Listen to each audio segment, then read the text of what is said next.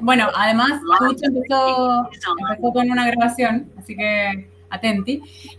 Ana María la conocemos porque es parte también del Cabildo Tajamar. Nosotros hemos insistido en algunas que otras charlas de diferentes temas. En esta ocasión es sobre salud, salud y pandemia, que está tan de moda, como me dijo hoy nuestro amigo David. Está tan de moda el tema de la pandemia, porque precisamente la estamos viviendo con fuerza aquí en Chile y, bueno, en el mundo. Así que por eso tenemos estos 4 convocados hoy día, y voy a presentar un poco, a dar como una iniciación académica de quién es Ana María, además de nuestra vecina y compañera de Cabildo. Ana María es una psicoanalista, miembro de la nueva escuela lacaniana, y también está en la Asociación Mundial de Psicoanálisis. Además, es académica en la Escuela de Psicología de la Universidad Católica y coordinadora del programa de apoyo socioafectivo a distancia, Fundación de las Familias. Así que, Ana María, te damos la bienvenida y sería muy bacán escuchar tú tranqui, respira nomás y dale. Ah, espera, antes que Ana María empiece a hablar, voy a convocar a que apaguemos nuestros micrófonos. Veo que son muy estudiosos y apasionados, y apagan sus micrófonos cuando no están hablando, así que yo también voy a hacer en este momento esa acción. Dale, Ana. Súper. Bueno, primero que nada, muchas gracias por la invitación. A Pablo, particularmente, quien fue el gestor, digamos, de este conversatorio. Un placer estar hablando junto a Leticia y unos compañeros que no los conozco, pero me imagino que tendremos una buena conversación. Yo me interesaba meter la cuchara porque efectivamente he estado trabajando en pandemia con la Fundación de las Familias, que es una fundación que depende directamente de Presidencia. Es una fundación que se crea, digamos, después de la dictadura para recomponer un poco el tejido social, y ha sido súper interesante lo que ha ido apareciendo, digamos, en términos de la salud mental, el acceso a la salud mental, el acceso a la tecnología y la desigualdad que todos conocemos, digamos, que se ha ido como exacerbando, las dificultades que hay al acceso en salud y particularmente salud mental, digamos, en Chile. Entonces, quería traer 3 puntos, que son 3 preguntas, digamos, para que podamos conversar, para que podamos abrir, digamos, la conversación.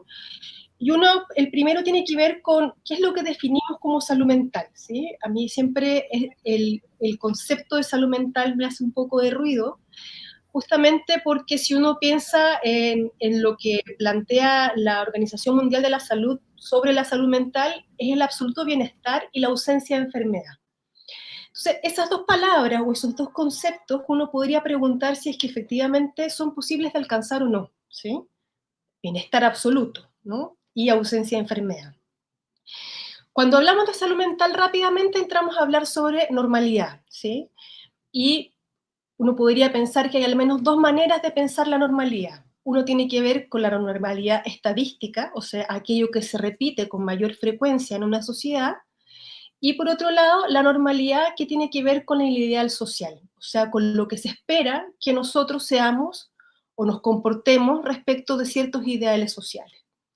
Sabemos que los ideales sociales van cambiando con la época, ¿no?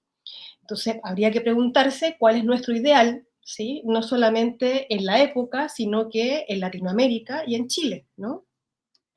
Sabemos perfectamente que estamos en un sistema neoliberal, digamos, ¿sí? Donde lo particular o lo que se espera de nosotros es que seamos sujetos productivos, ¿no? Que seamos sujetos que sirvan a la sociedad, ¿sí?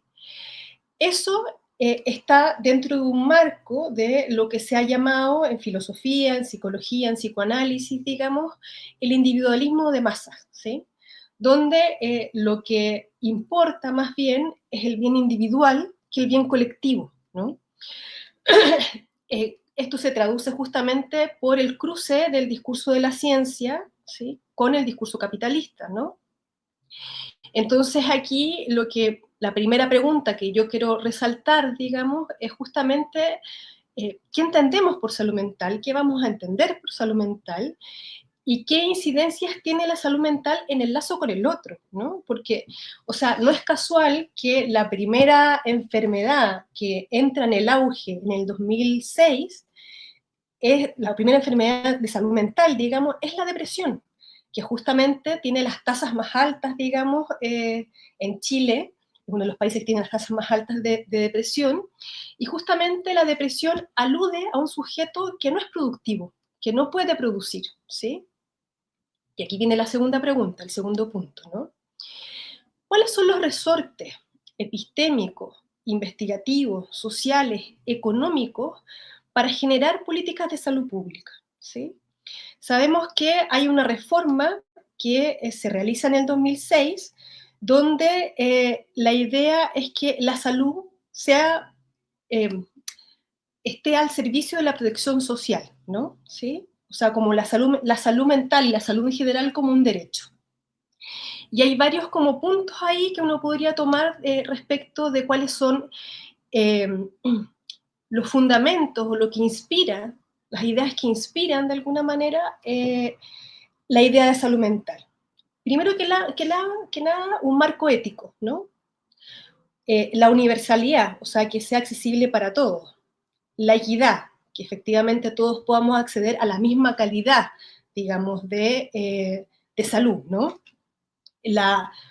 Lo solidario también, la integridad, la continuidad de los cuidados, porque efectivamente la idea de esa reforma es que haya un seguimiento, digamos, no solamente una primera atención, sino que más bien haya prevención y promoción de la salud, o sea, eso se traduce en atención primaria, secundaria y terciaria, ¿no?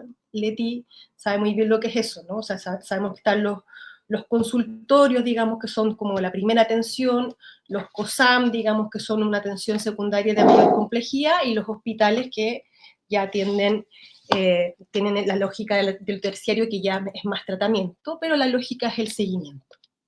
Ahora bien, en el año 2011 se hizo una especie de recolección de información con profesionales, digamos, a propósito de la reforma de salud mental, un salto adelante, ¿sí? En ese tiempo no existía la ALP, que era una asociación en la que yo estaba, que también era una asociación de psicoanálisis, donde nosotros nos juntamos a estudiar esta reforma, ¿sí? Y a mí me llaman la atención varias cosas, ¿no? A propósito de la pregunta, ¿no? Como cuáles son los resortes sociales para implementar ciertas políticas de salud pública.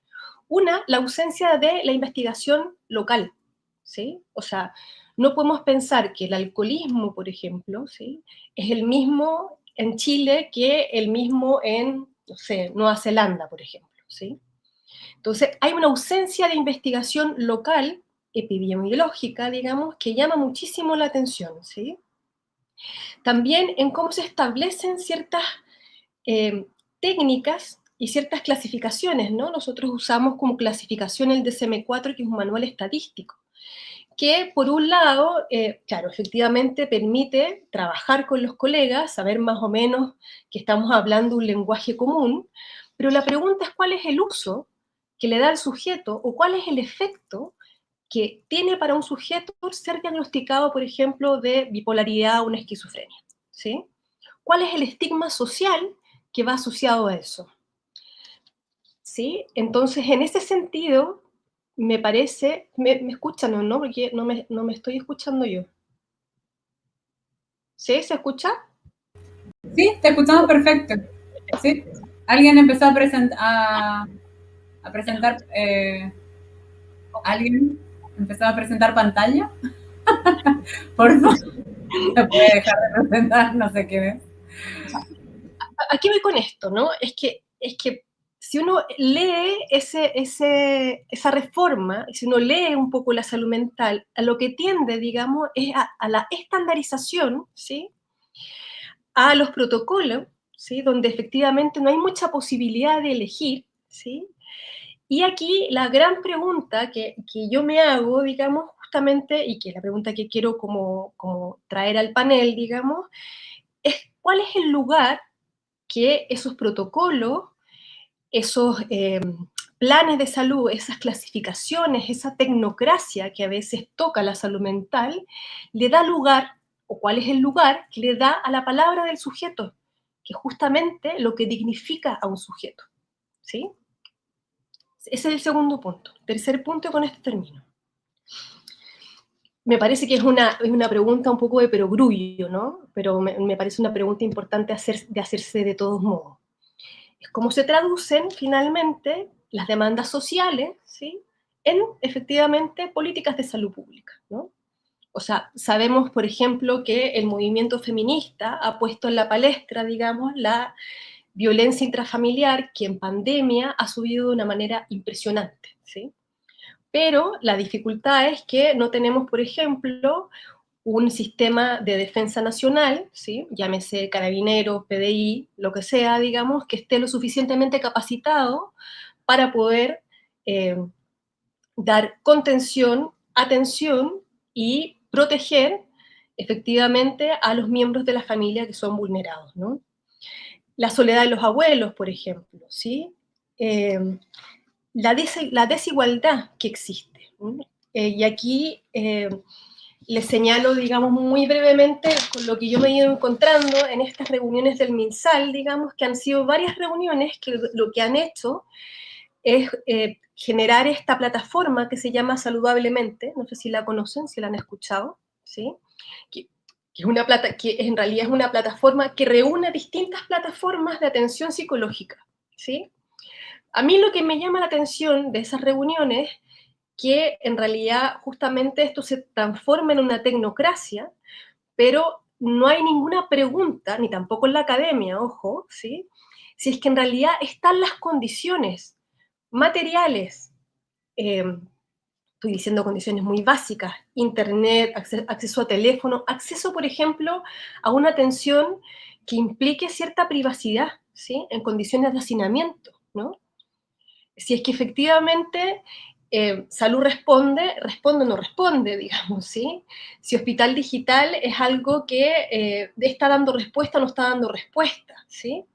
Entonces, cuando hablamos de políticas de salud pública, digamos, y hablamos de políticas de salud mental, fundamentalmente, o por lo menos es lo que yo en este momento me interesa como transmitirles, es como cómo participamos como ciudadanos, como profesionales, digamos, en esta construcción, pensando en nuestra realidad, ¿sí? Si podría de alguna manera decir qué es lo que une, cuál es el hilo conductor de estas tres preguntas, es eso, ¿sí? ¿Conocemos nuestra realidad social, económica, digamos, cultural? ¿Sí? ¿Sabemos quiénes somos? Porque yo creo que tal vez esta conversación es importante, hay aquí un candidato a constituyente, digamos, de cómo vamos a construir esto, porque pareciera ser de que entre la teoría, digamos, ¿sí?, y las buenas intenciones, porque nadie dice que esto no está hecho con buenas intenciones, por supuesto que está hecho con buenas intenciones, ¿no? Pero las buenas intenciones no garantizan nada, sino que más bien hay que ver cuál es la política de las consecuencias de esto. Entonces, me pregunto si es que en realidad podemos acortar esa brecha entre lo que es una política de salud pública y la realidad, ¿sí?, de los sujetos que van a estar, valga la redundancia, sujetos a esa política de salud pública. Esos son mis 3 puntos que quería plantear. Muchas gracias. Leticia, Pablo o David, ¿alguien quiere seguir el hilo conductor? Y después dejo estas palabras, porque después vamos a abrir preguntas a todas las personas que están participando en este momento, así que, bueno, vayamos anotando y tomando nota de lo más importante. Por ahora, dejo la palabra a Leticia o David. Yo la tomo la palabra. Excelente planteamiento, Ana María. Bueno, me presento, yo soy Leticia Álvarez, soy psiquiatra. Digo la edad porque llevo 29 años trabajando en el psiquiátrico en el sistema público. Además, he sido en 2 oportunidades capitular, que es la representación del hospital en el colegio médico, en 2 periodos. ¿Y por qué lo voy a decir? Y después se va a entender con respecto a lo que plantea Anita. A mí me tocó vivir el proceso tempranamente, por haber tenido padres médicos además, de una salud pública que se construía en base a diagnósticos sociales, estructurales, había conocimiento de la realidad socioeconómica, habían políticas de salud, había proyecto país en ese sentido, y con respecto a eso, nos fueron desintegrando, porque se logra construir un Servicio Nacional de Salud, y llega la dictadura y lo que hace es empezar a fragmentar la sociedad, la salud y todo, incluso nos fragmenta como sujetos. Y ahí tomo un poco lo que dice Anita, porque se introduce el poder económico cooptado por los laboratorios, por ende se investiga la medicina basada en la evidencia, y quienes investigan la evidencia son los laboratorios, y se introducen los fármacos. Esto pasa en toda la medicina. Yo voy a hablar desde la psiquiatría y también como médica. ¿Qué va sucediendo con el sujeto? Nos quitan el cuerpo, es decir, ya no somos actores de nuestro cuerpo, del sentido común, de la alimentación, de las sabidurías populares, de la comunidad, del otro. Después nos quitan la mente. Yo aquí quizás vamos a tener cierta desaveniencia, pero la problematización sobre que uno con uno mismo está en falta y tiene que ir a terapia, por ejemplo, y no ver la determinante social externa que nos determina, también nos roban un poco en este siglo pasado y en este que comenzamos, nuestro propio ser, de alguna manera. Así, hay un aporte, pero hay un quitarnos. ¿Ya? ¿Y esto por qué lo digo? Porque se ve reflejado en el estallido social. Estábamos en un trance hipnótico. Yo siempre digo, sí, Chile despertó, porque estábamos en un trance hipnótico del modelo neoliberal por distintas razones, entre ellas porque esta concentración de poder económico, político y cultural, que es la cultura neoliberal. A mí hay un autor que me gusta, un filósofo, que dice en el fondo que nosotros somos los esclavos de nosotros mismos. Tenemos los dictámenes de ser exitosos, y es el modelo. Si usted emprende, va a llegar a ser parte de la élite. Es cosa de la propaganda, no hay ninguna población ni nada sale en los comerciales, ¿ya? Entonces, desde el control externo, más orwelliano, de Foucault, digamos, pasamos a ser nuestros propios autoexplotadores internos. Entonces, si vamos siguiendo el hilo, Chile estalla y sale de ese trance. Y nos empezamos a ver. Y no era depresión, era rabia. Y no era culpa, sino que no quiero usar garabato, nos estaban cagando, voy a decirlo así, por todos lados. Uno de los mejores carteles cuando iba a marchar a Plaza Dignidad era: son tantas, textual, son tantas huevas que no sé qué poner en este cartel. Pero lo que resume es dignidad. Y se rompe en la tensión, en el poder, hay una tensión siempre, pero se pierde la intermediación del poder. Así, esta concentración neoliberal en los mismos pierden el pudor, son despiadados y no les importa. Entonces, nos piden a nosotros que seamos obedientes, que no nos enojemos, que no explotemos, que no quememos Santiago, que no escupamos a carabineros, cuando nos han tenido 40 años capturados sin libertad. Yo creo que lo que más se pide es libertad y dignidad. Ahora vuelvo a la salud y a la salud mental en particular. Yo aprendí, estudié que somos una unidad biopsicosocial, ¿ya? Entonces digo, desde los biológicos nos tienen corriendo al médico cada vez que nos duele un callo, porque ya desconocemos nuestro cuerpo, ¿ya? Y en los laboratorios, llenos de farmacias, llenos de medicamentos. Por otro lado, desde lo psicológico, metidos en nosotros mismos, autoexplotándonos y no mirando al otro. Y desde lo social, un ministro Mañalich capaz de decir, no sabía la desigualdad. Así, por favor, ¿es verdad o es mentira? A mí me cabe la duda, porque hay una socióloga que estudió, a ver, la elite, para mí la elite ya es el 0,01% de Chile y los grandes consorcios. Pero hay un estudio que hizo una socióloga que le preguntó a la gente, a veces ¿cuánto creían que ganaban los más pobres? 500.000 pesos, esto hace 5 años.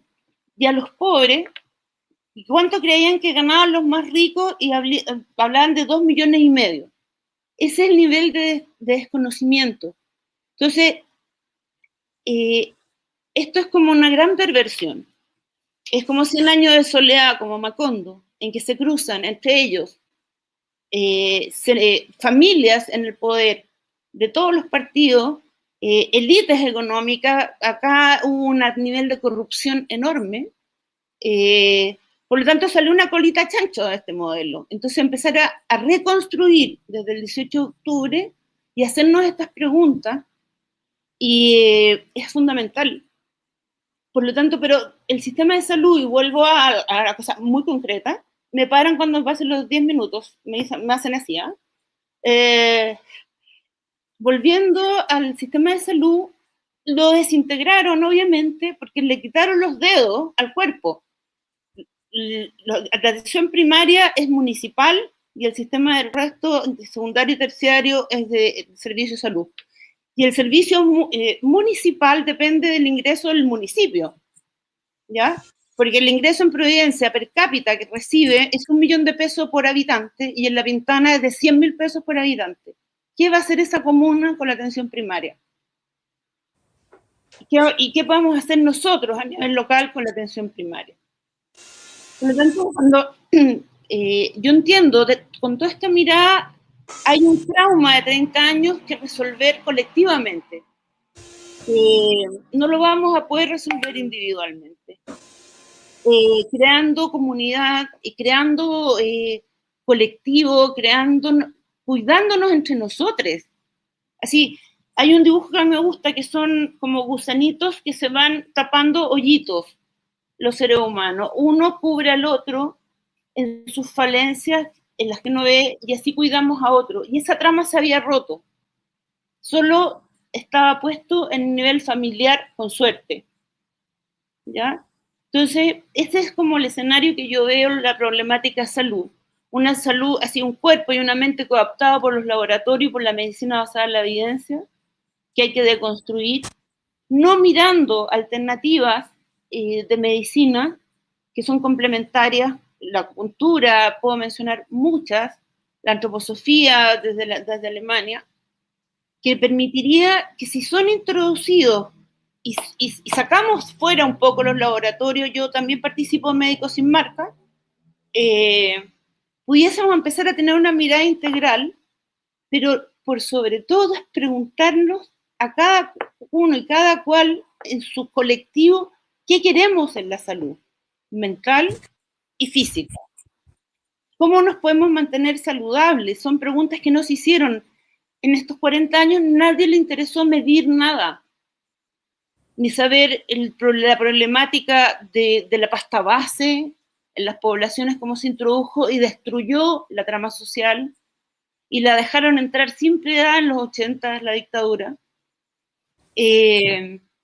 Por lo tanto, yo no me imagino crear un proyecto de salud sin preguntarnos qué queremos, cómo lo queremos para nosotros, pero también tiene que haber un Estado que garantice porque aquí voy a terminar. Si el ser humano lo que lo angustia y lo sostiene angustiado es la incertidumbre y el miedo.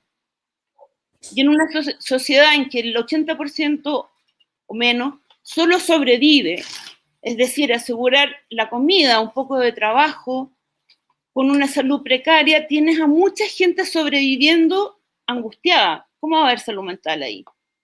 Si tú cubres ese piso de salud, educación, cultura, vivienda, lo mínimo, lo básico, vas a poder empezar a tener otra mirada también del sujeto y de uno mismo.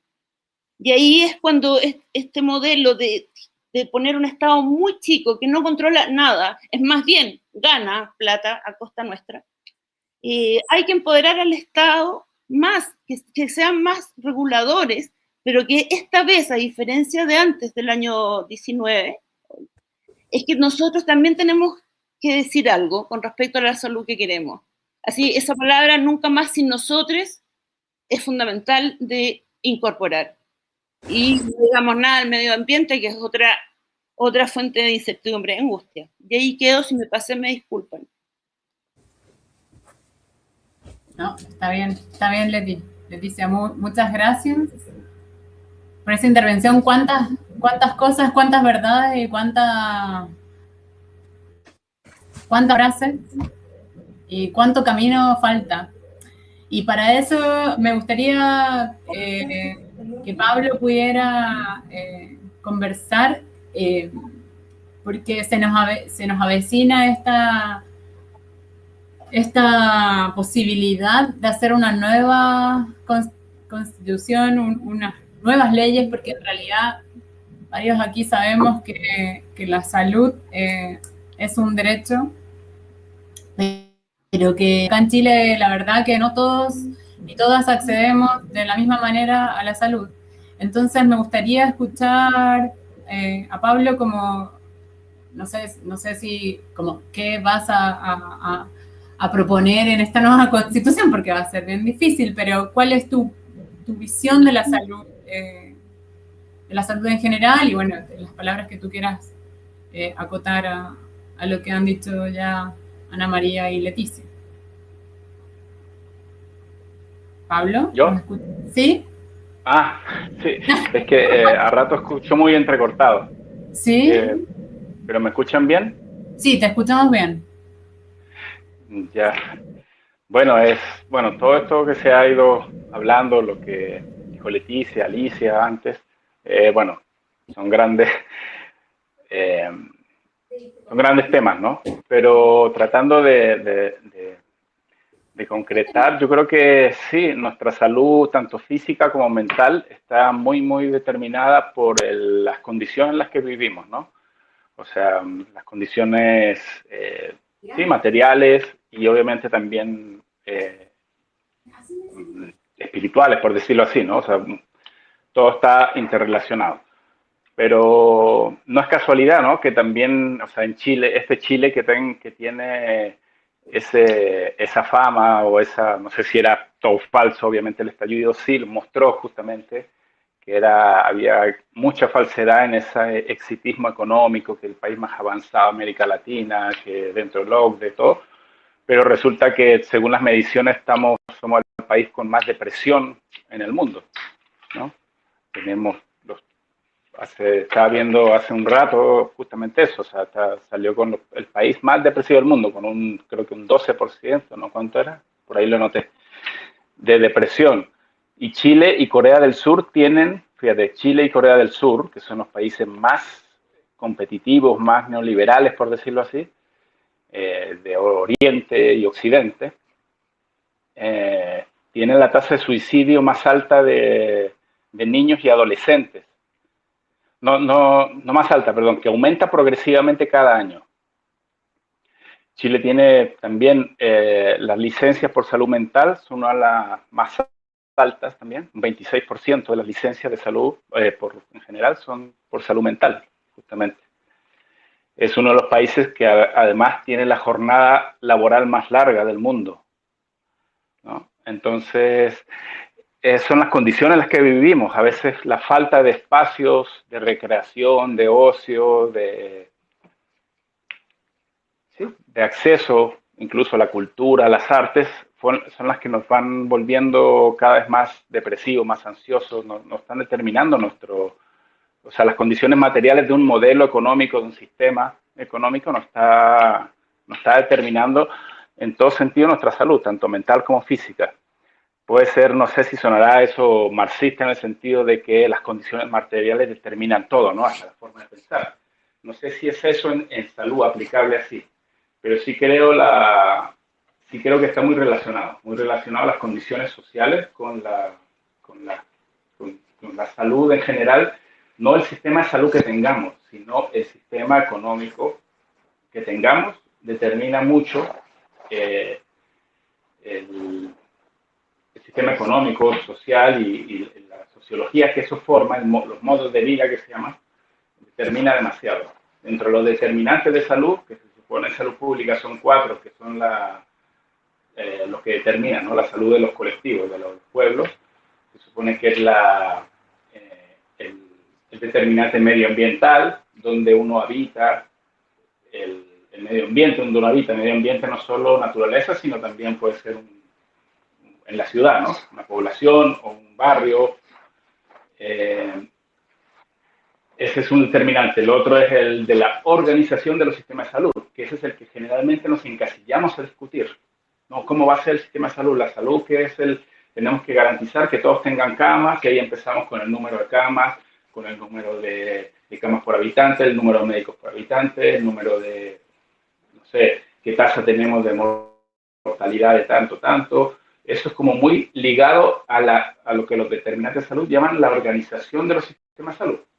Pero yo creo que la salud va mucho más allá, la salud es política. O sea, y ahí tengo que remitirme un poco, imprescindiblemente tal vez a la palabra y al ejemplo de Allende, de Salvador Allende, ¿no? Como médico que después se dio cuenta que la mejor forma era de mejorar la salud de los pueblos o de la gente era la política, a través de la política, ¿no? O sea, de cambiar las condiciones, ¿no?, de vida o de cambiar la sociedad. Entonces, yo creo que eso nos determina demasiado más de lo que creemos. Y justamente ahorita la élite gobernante, después del golpe de Estado, después de la dictadura en general, justamente desconoce justamente la realidad socioeconómica en que viven los pueblos, y eso hace que, pues, sus políticas sean, aparte de su ideología, que es solamente mercantilista, en fin, así que desconozcan tanto hasta que el Mañalich tenga no sé si fue un lapsus o qué, pero que llegue a confesar públicamente que como ministro de Salud desconoce las determinantes sociales. No sabía que había tanta asignación y tanta pobreza en este país. Y todavía lo repiten. Un día ayer o antes lo escuché en un matinal de Bópoli. En la casa que nosotros pensábamos que en una casa que vivían 2 personas, resulta que ahora viven 10 personas. O sea, esa ignorancia de los actuales gobiernos hace que, además de su ¿cómo se llama?, de su forma de pensar ideológica de la concentración de la riqueza, por decirlo así, de su codiciosidad, quería decir, de ser codiciosos, es también la ignorancia justamente de eso, de las condiciones en que viven. Yo siempre me acordaba de Allende, que decía, Allende se recorrió para el país de punta a punta varias veces, se conoció el país entero. Yo me preguntaba, Piñera, ¿cuántas veces habrá conocido, más allá de Cachagua y Santiago? O sea, gente que realmente no conoce la realidad de un país, la realidad concreta, económica, social que vive en un país.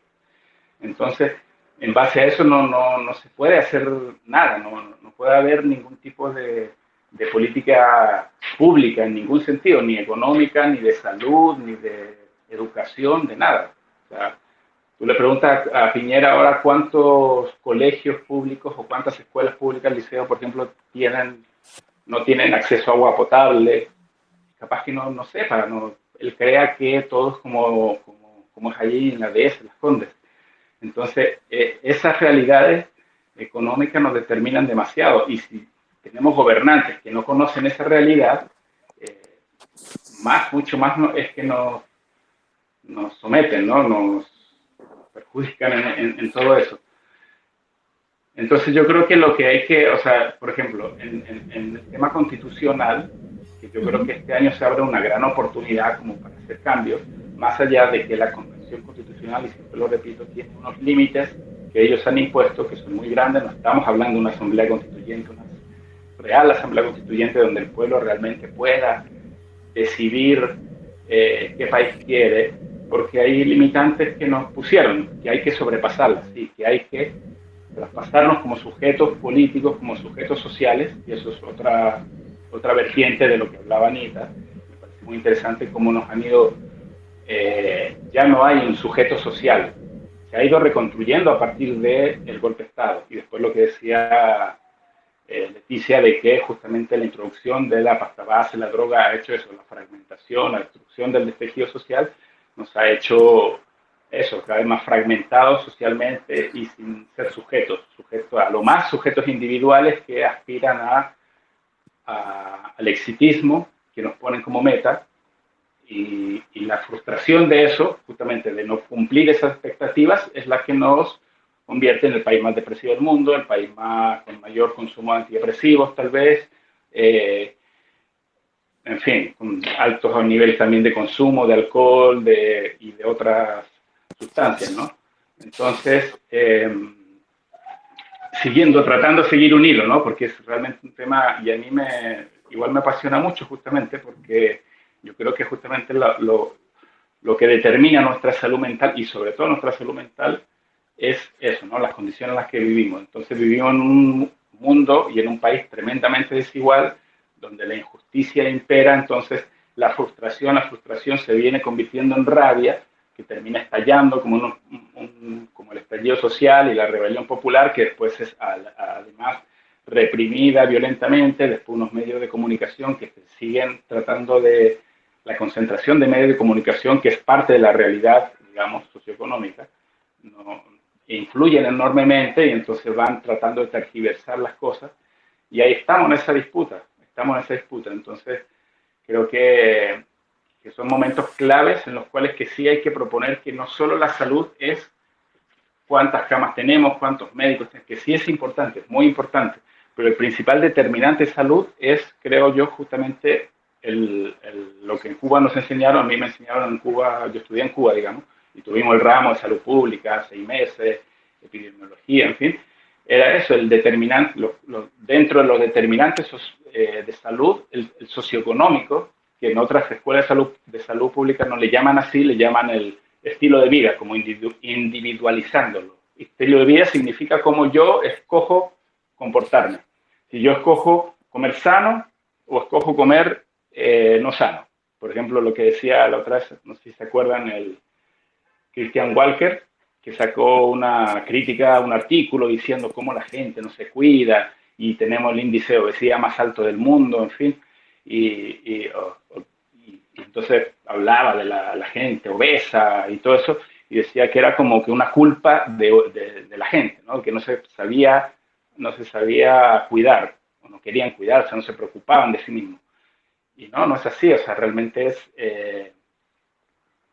cómo nos determinan eso. Ahí se me fue un poco la idea con esa parte justamente, ¿no? Pero creo que tenemos que ir a lo que nos, o sea, a un estilo de sociedad o de país y de modo de vida, estilos de vida. Ahí volví. Los estilos de vida es eso, ¿no? O sea, la escuela de salud pública que te dicen que es el estilo de vida es como echan la culpa al individuo, y eso es muy capitalista, muy neoliberal. Por ejemplo, este filósofo surcoreano, justamente el Byung-Chul Chang, algo así, dice que eso, ¿no? Que cuando uno no tiene éxito se deprime y se echa la culpa a sí mismo, o se autoexplota, como decía Cecilia. Ya no es ni siquiera, hay un libro muy interesante, chiquitito, eso que él hace, que se llama Psicopolítica, un poco haciendo la diferenciación con Foucault de la biopolítica. Y ahora es el sometimiento psíquico, ¿no? De decir, ahora, bueno, no es que te vamos a someter y esclavizar físicamente, sino que mentalmente, y ahora tú te vas a explotar a ti mismo. Entonces el rendimiento, por ahí tenía una frase de él, déjame ver si la encuentro, que decía eso, tengo el cronómetro, creo que me quedan 2 minutos, pero, ay, ¿dónde estaba? Pero decía eso de la, es que me puse a buscar varias cosas, bueno, si lo encuentro, pero él en el fondo es eso, que uno se explota y si uno no tiene éxito, porque es la lógica del exitismo, la competencia. Yo creo que hay mucho que explorar ahí. De hecho, hay uno de los padres no del conductismo, sino de la psicología cognitiva, el Beck. Él tiene un libro que no lo encontraba en español, ni siquiera en PDF, que habla de, ¿cómo se llama? Prisioneros del odio, se llama. Y habla de que o sea, muy general, ¿no? Por lo que yo no hablo mucho inglés, ni leo mucho inglés, pero habla de cómo la competencia versus la cooperación o la complementariedad. Y eso se determina incluso socialmente, en sistemas políticos. Entre un sistema de competencia, como el capitalismo o el liberalismo, que es la competencia, quién es mejor, y tú surges en base a la competencia.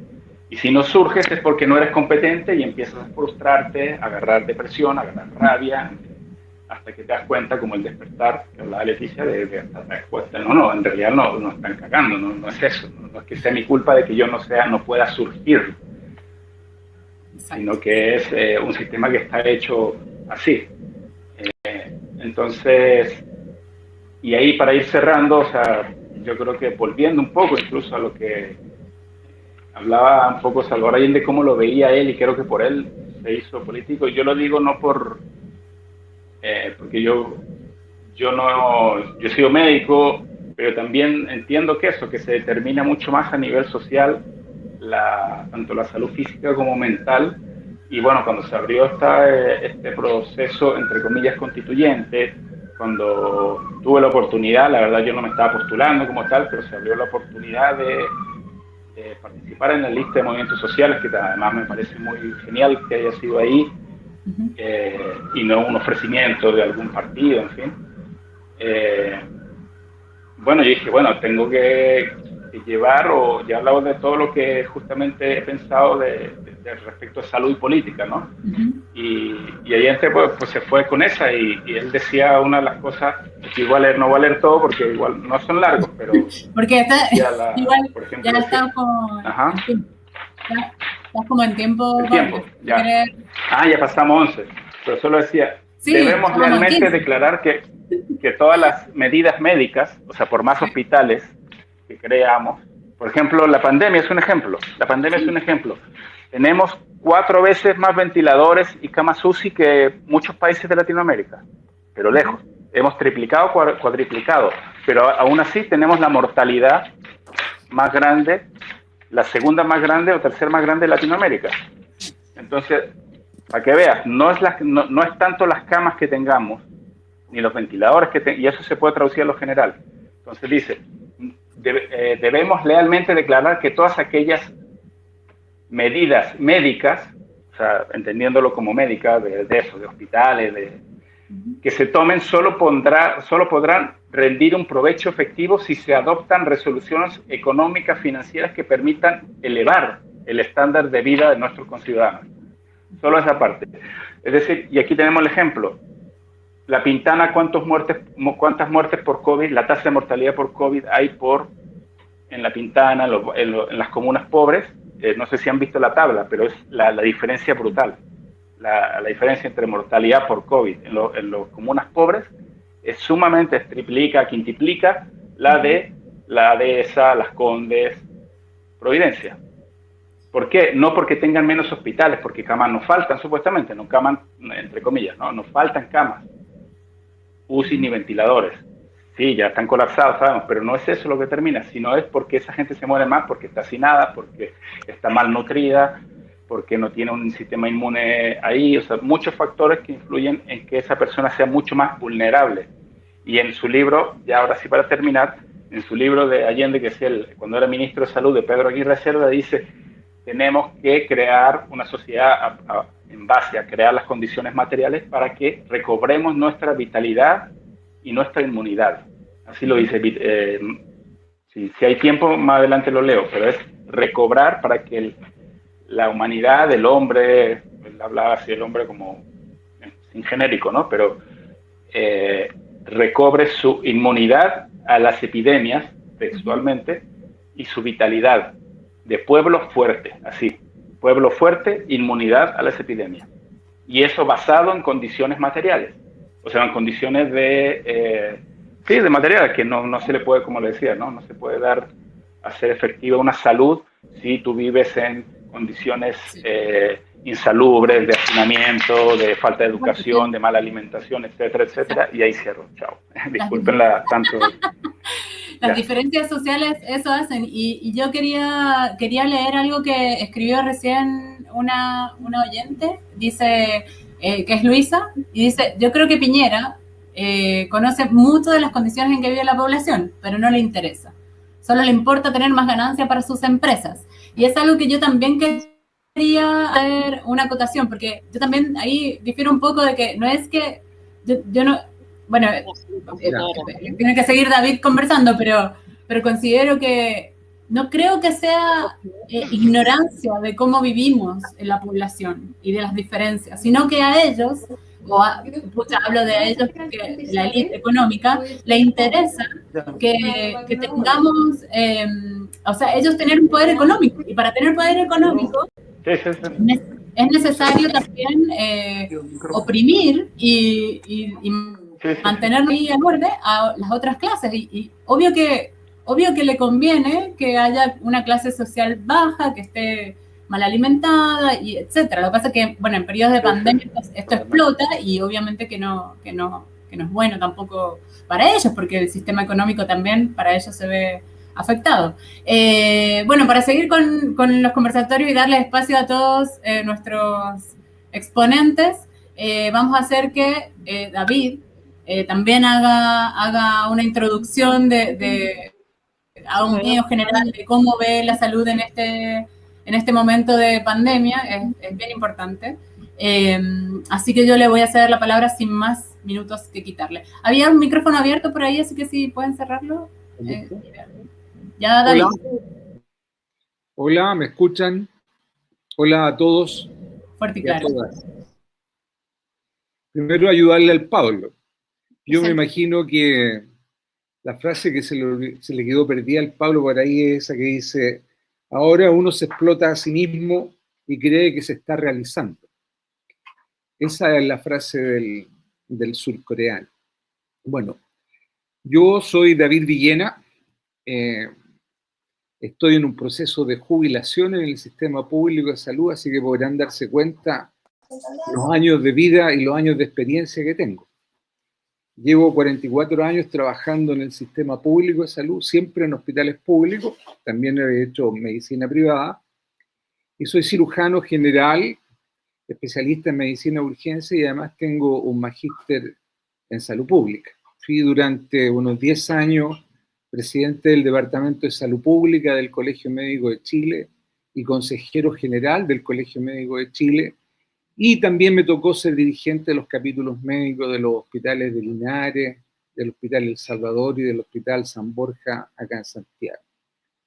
Así que, como lo he dicho en algunas otras oportunidades, tengo algo de experiencia, ya que he caminado pasillos, consultorios, policlínicos, pabellones quirúrgicos, servicios de urgencia, postas rurales y domicilios de los habitantes de este país que han requerido en algún momento de mis conocimientos y o habilidades médicas. Si bien es cierto, estoy en un proceso de retiro desde el punto de vista de la actividad clínica, sin embargo, no me he retirado de las actividades de carácter político gremial. Durante el estallido social, por esas cosas de la vida, y dado que me era muy difícil arrancar de los pacos, me refugié en la Federación de Estudiantes de la Universidad de Chile y me convertí en el cirujano de más experiencia para atender a los combatientes del estallido social. Posteriormente paramos un consultorio ya más especializado en el Hospital Barros Luco, donde seguimos atendiendo a los combatientes que llevaban a veces un perdigón en su cuerpo, otras veces 15 o más en su cuerpo. Cuando me invitaron a este conversatorio, yo leí el título y lo vi y me pareció bien. Cuando lo volví a releer, en realidad me di cuenta que es un tremendo título. Pandemia, crisis sanitaria, una oportunidad para pensar en salud. ¡Wow! Tremendo título. Y después, de lo territorial a lo constituyente. Entonces, ¿cómo engarzamos esto? Bueno, no cabe la menor duda que la pandemia ha generado una crisis en el mundo, y no solo sanitaria. No solo sanitaria. Una crisis económica profunda y que va a afectar a los más pobres. Después de esta pandemia, los pobres saldremos siendo más pobres y, paradoja, los ricos más ricos. Acaba de salir un ranking de Forbes en que dicen que en plena pandemia los ricos más ricos de Chile, es decir, multiplicaron por 1, por 2, por 3 su patrimonio. Es una crisis política al interior de los gobiernos y entre gobiernos, sobre todo con el tema de las vacunas. La pandemia ha dejado al descubierto lo mejor y lo peor de los gobernantes que existen en el mundo. Ahí tenemos el caso de Trump, el caso de Bolsonaro, por un lado, y por otro lado tenemos el caso de Merkel, que también siendo gobernante de un país desarrollado y de carácter capitalista, sin embargo, ha sido capaz de reconocer no solo que existe una pandemia y que es grave, sino que también de reconocer sus errores. Ha sido una crisis social. Va a significar indudablemente un incremento de las migraciones, un aumento de los cesantes, un aumento de la precarización laboral. De eso no cabe la menor duda. Una crisis emocional. Ya mis compañeras de tertulia se han expresado al respecto. Lo dejaremos para el conversatorio, seguramente si hay alguna otra pregunta. Y en salud dejó al descubierto algunas situaciones críticas que el proceso constituyente de alguna u otra manera va a tener que tratar de mejorar o de resolver. ¿Cuál fue lo primero que ocurrió desde el punto de vista de la salud en términos de que la pandemia haya dejado al descubierto? La crisis final de un modelo de salud centrado en lo curativo y no en la prevención ni en la promoción de la salud. Si nosotros hubiéramos tenido una atención primaria fuerte, donde todos los recursos, la mayor parte de los recursos hubieran estado focalizados ahí, probablemente habríamos resuelto el problema mayor que tiene el manejo de la pandemia hoy día en Chile, que es la trazabilidad. No ha sido posible hacer trazabilidad de los casos y sus contactos porque el sistema de atención primaria de salud está en crisis desde hace muchos años. Ahí hay una primera evidencia de la crisis, la pandemia y la crisis en salud. Dejó al descubierto que no es el mercado el que tiene que asignar los recursos, porque el mercado al asignar los recursos lo hace de una manera desigual. Es decir, dejó en evidencia la desigualdad. Como me lo decía Pablo, las tasas de mortalidad por COVID son mucho mayores en las comunas pobres. Y no es porque los pobres sean dejados de la mano de Dios, por decirlo de alguna manera. No, porque indudablemente estamos viviendo un país desigual. Por lo tanto, al dejar al descubierto que el mercado no es el que tiene que gobernar o determinar cómo debe ser la salud de un país, cobra importancia el Estado. El Estado. Y el Estado, los países que han enfrentado de mejor manera la pandemia en el mundo, aun cuando de repente hayan tenido algunos rebrotes más o menos desastrosos, son aquellos países donde el Estado es el que de una u otra manera garantiza el derecho a la salud. Incluso en los países socialdemócratas de la Europa, la pandemia se ha tratado de mejor manera que en aquellos países como por ejemplo Estados Unidos, que basa su sistema de salud en los seguros privados de salud. Es decir, en Estados Unidos no solo el negacionismo de Trump contribuyó al desastre sanitario que tienen ellos, sino que también su sistema de salud basado en seguros privados de salud. Dejó al descubierto la inequidad. Ya dijimos que los pobres han sido los más golpeados, al igual que los adultos mayores. Es decir, nosotros en este país, desde hace 40 o 50 años atrás, logramos reducir la mortalidad infantil y aumentar la esperanza de vida al nacer, de tal manera que tenemos en promedio una esperanza de vida al nacer de 80 años. Es decir, hemos hecho un esfuerzo enorme para tener más viejos, más adultos mayores, pero llegan a ser adultos mayores y sin embargo quedan abandonados. Y el primer abandono que tienen ellos son las jubilaciones. Las jubilaciones. Incapacidad de los gobiernos y los sistemas de salud para dar una atención oportuna y correcta a los pacientes. En Chile, todos lo conocemos, todos lo sabemos, se puso un énfasis en las camas y en los ventiladores. Y estuvimos contentos y tranquilos durante todo el año 2019 porque se nos decía que teníamos las camas suficientes y los ventiladores suficientes y que habíamos hecho muy buenos negocios en comprar, sobre todo, ventiladores. Bueno, pero a poco andar nos dimos cuenta que no bastaban solo los ventiladores, ni bastaban las camas críticas. Era necesario tener insumos, era necesario tener medicamentos, era necesario tener una población sana y era necesario tener un equipo de salud en condiciones de. Hoy día, con esta segunda ola, ¿qué nos ha ocurrido? Que seguimos teniendo los ventiladores, hay una crisis de cama, pero tenemos los mismos habitantes enfermos, obesos, la obesidad aumentó. Y cuando uno hace el recuento en series grandes, el 70% de los muertos por COVID son obesos o con sobrepeso.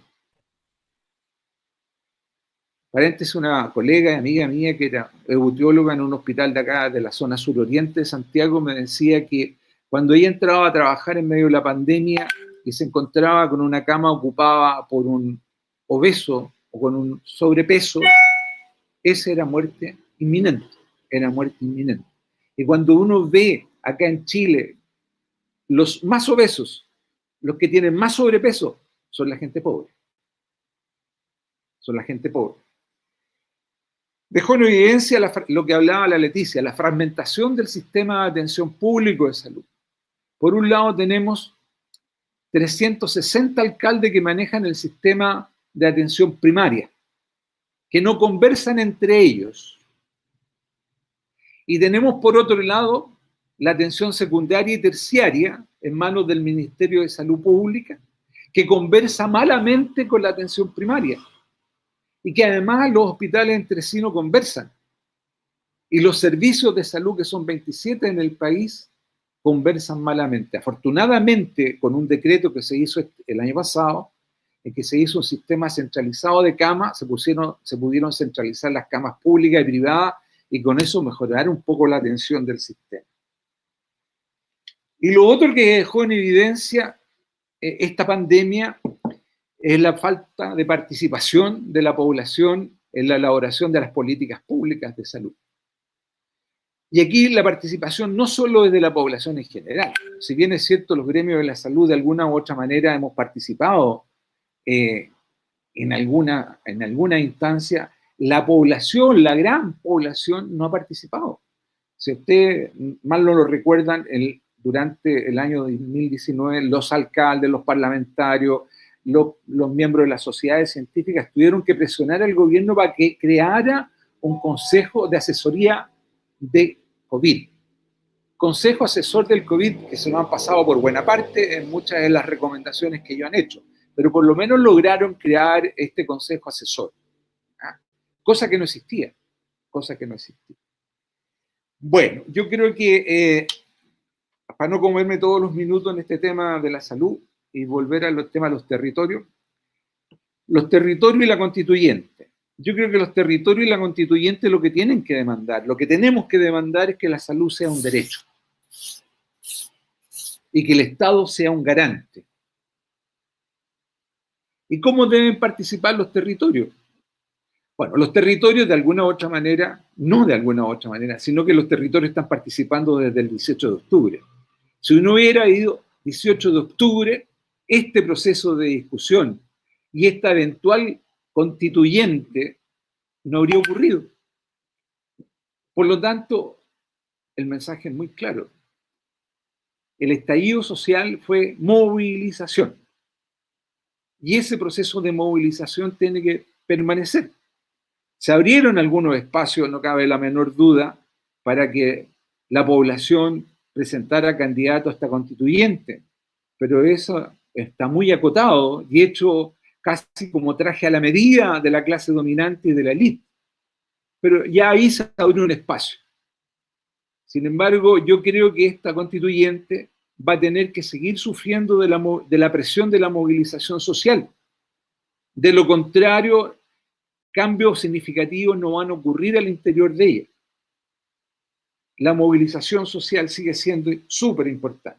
Yo tengo aquí un trabajo de un grupo de universidades chilenas que sistematizaron lo que hicieron 1.233 cabildos a lo largo del país y sistematizaron las demandas de estos conversatorios en los cabildos ciudadanos. ¿Y qué es lo que? Bueno, están muchas universidades desde el norte hasta el sur, pasando por la Chile, por la Universidad de Concepción, Valparaíso, el Maule, la Frontera, los Lagos, la Austral, etc. ¿Y qué es lo que más demanda la población a través de estos conversatorios en los cabildos ciudadanos? Primero, educación. Educación. Segundo, una nueva constitución. Tercero, salud. Cuarto, pensiones. Quinto, empleo y trabajo. Sexto, medio ambiente. Séptimo, cambio del modelo. Octavo, participación. Cambio de la justicia en el noveno, cambios tributarios y vivienda. Eso es lo que la gente quiere en los territorios, las conversaciones territoriales, y que debería ser lo que motive y movilice no solo a los que van a ser constituyentes, sino que a la población en general. Bueno, para ir terminando, yo creo que desde el punto de vista sanitario, vinculándolo con la constituyente, debe haber en Chile un sistema universal de salud que dé cuenta que la salud es el completo bienestar físico, psíquico y social. De que la salud no es pérdida de enfermedad. La salud es un todo, que es mucho más amplio y que debe sustentarse en algunos principios. El primer principio que debe sustentar este sistema universal de salud es la solidaridad. Y solidaridad entendida de los ricos a los pobres, de los sanos a los enfermos y de los jóvenes a los viejos. Debe ser un sistema equitativo, debe ser participativo y debe contemplar una reforma al sistema de atención público de salud. Debe terminar con la segregación que hoy día existe. La Leti algo lo dijo, yo quisiera solo terminar diciendo que cuando partió la pandemia, yo era el jefe de uno de los servicios clínicos de un hospital importante de Santiago. Vino la crisis por la pandemia y el Ministerio de Salud salió con un decreto, el número 72, en que nos mandó a la casa a los viejos, a los con enfermedades crónicas, a los inmunodeprimidos, a las embarazadas, etc. Desde de las horas médicas que nos fuimos a la casa a no hacer nada, aproximadamente fue el 65% de las horas médicas. Yo en algún momento planteé que esas horas médicas, en vez que estuvieran en la casa no haciendo nada, se ocuparan para hacer trazabilidad. Habían consultorios en el área central de Santiago que en algún momento llegaron a tener 1000 exámenes de PCR y sin poder comunicárselo a las personas porque no tenían quien lo hiciera ni tenían teléfono. y habían otros consultorios que no tenían la cantidad de funcionarios suficientes para hacer la trazabilidad. Entonces yo planteé a la autoridad en ese momento por qué no utilizábamos estas horas médicas para dedicarnos a la trazabilidad. Nunca tuve respuesta. Yo creo que las autoridades de salud a nivel intermedio, a nivel del ministerio, jamás deben haber tenido idea de que hubo una cantidad, y que todavía la hay, de horas médicas ociosas que no están haciendo absolutamente nada y que deberían ocuparla, no en atender enfermos con un ventilador, porque probablemente muchos de nosotros no tenemos esas competencias, pero sí tendríamos las competencias para hacer la trazabilidad. Ahí me voy a quedar. Y muchas gracias. Sí, excelente exposición. Muchas gracias. Agradezco a los 4 expositores. Y bueno, abrimos entonces al resto de las personas. Sería bueno que pidieran eso, pidieron la mano. Parece que Claudio pidió la mano. Perfecto. Hagamos una cosa, para que yo me empiece a ordenar un poco, voy a darle primero la mano a Claudio, que la levantó, después sigue Oscar, y les voy, si pueden, también pedirme la mano por acá, por el chat, si es posible. Después está Cucho, voy a ir anotando. Está Claudio, Oscar y Cucho. Y acá hay una pregunta también anotada de la Coté. Vamos a hacer lo siguiente. El Claudio va a preguntar algo. Parece que se viene preguntón. Después sigue Oscar, Cucho, y a la Coté la voy a leer aquí después de Cucho. Así que dale, Claudio.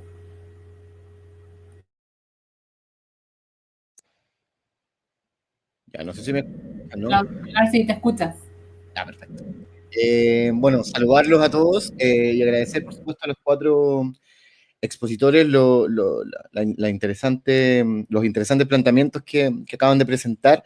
Estoy muy conmovido y muy impresionado. Yo suelo trabajar en salud y con harta gente ligada a la salud, tanto en lo académico como en mi trabajo como cotidiano.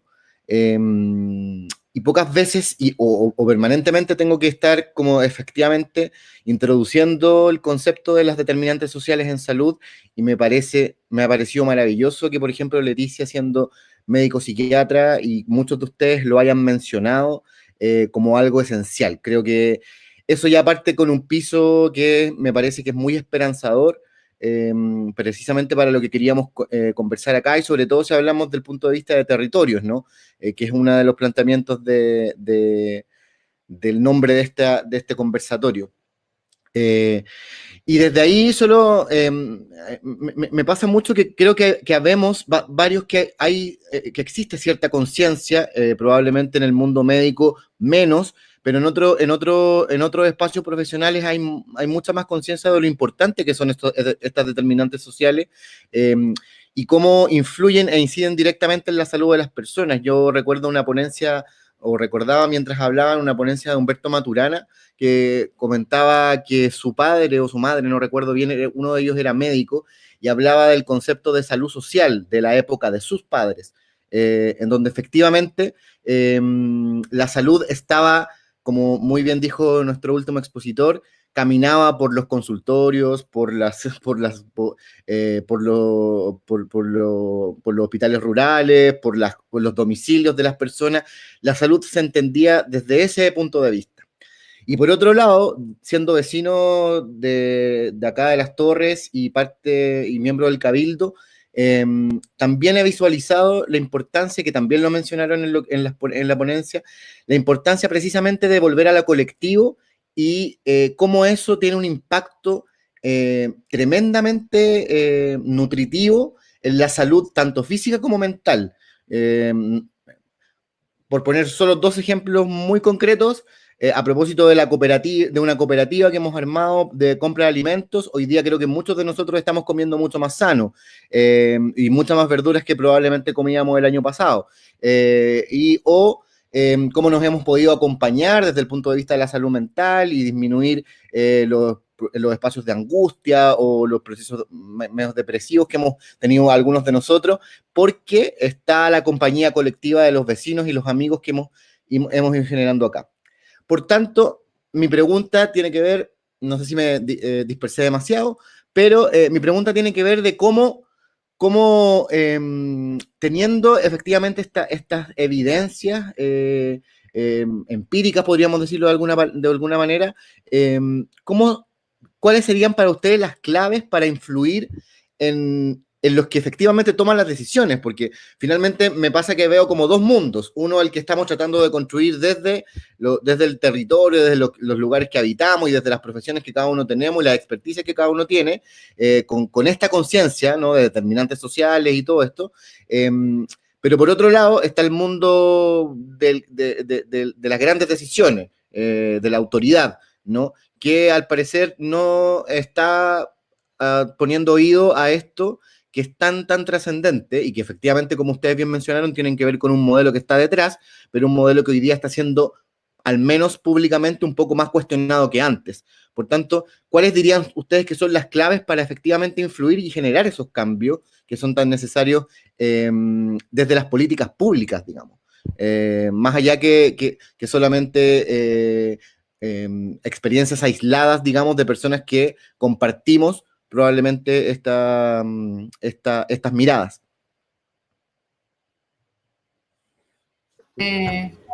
¿Alguien, Pablo, querías referirte a lo que está comentando Claudio? ¿O sí? Dale. Sí. Ahí se me escucha. Sí, justamente, yo creo que es una mezcla de hecho, es como que, al menos en las propuestas que llevamos, se mezclan, ¿no?, a nivel constitucional, que es el cambio de las condiciones de vida, de las condiciones materiales en las que nos vivimos, desarrollamos, y lo otro es la toma de decisiones, ¿no?, que decías tú. Ahí creo que, a ver, bueno, no, antes de citar nuevamente, es decir, por ejemplo, nosotros queremos llevar el tema de la renacionalización de nuestros bienes naturales, ¿no? Los esenciales, que son esenciales para la vida, como el agua, los mares, los bosques, la tierra incluso, ¿no? Sin hablar de reforma agraria, sin entrar a la propiedad de la tierra todavía, porque todavía no estamos en ese nivel de discusión, porque estamos, bueno, por lo menos recuperar el agua, algo tan básico, ¿no? Pero también en lo que determinaría nuestras condiciones, creo que influiría mucho en nuestras determinaciones de condiciones de vida, es la recuperación de algo que Chile tiene un gran valor y un gran potencial, que es el cobre y el litio, ¿no? Que eso además hay que mezclarlo ahora, en el siglo XXI, con el tema medioambiental, ¿no? Obviamente. Me refiero a esto porque si nosotros, o sea, Chile tiene las principales reservas de cobre del mundo, sabemos, ¿no? Un 40%, algunos dicen 30%, otros dicen más del 40%, casi 50%, reservas de cobre del mundo, un mineral súper estratégico, y otro tanto con segunda o tercera de litio. El litio almacena energía, el cobre la transmite. En Chile, Bolivia y Argentina tienen el 80% del litio del mundo. Cobre y Perú tienen las primera y segunda reservas de cobre del mundo.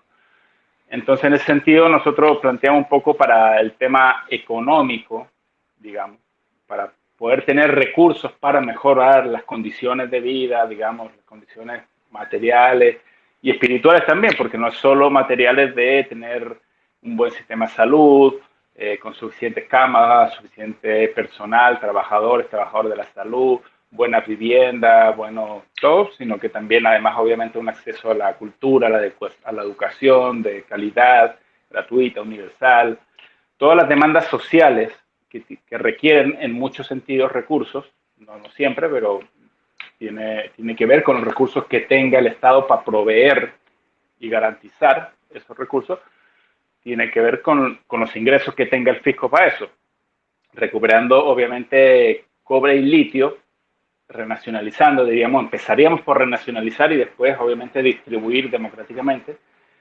Eso es algo fundamental y que nosotros lo planteamos, ¿no? O sea, lo vemos ahorita, se nombró antes hace un rato de las fortunas, ¿no? Que salió ayer, creo que Forbes dijo que ya en Chile tenemos 6 o 7 familias o personas súper ricas que llevan, no sé, muchísima parte de la riqueza nacional. De esas 6 o 7 u 8, 2 son las que más crecieron, pero duplicaron o triplicaron en algunos casos su riqueza. Son las que están ligadas a la minería. Es Luxic, que subió solo en el 2020 $12.500 millones. 12.500.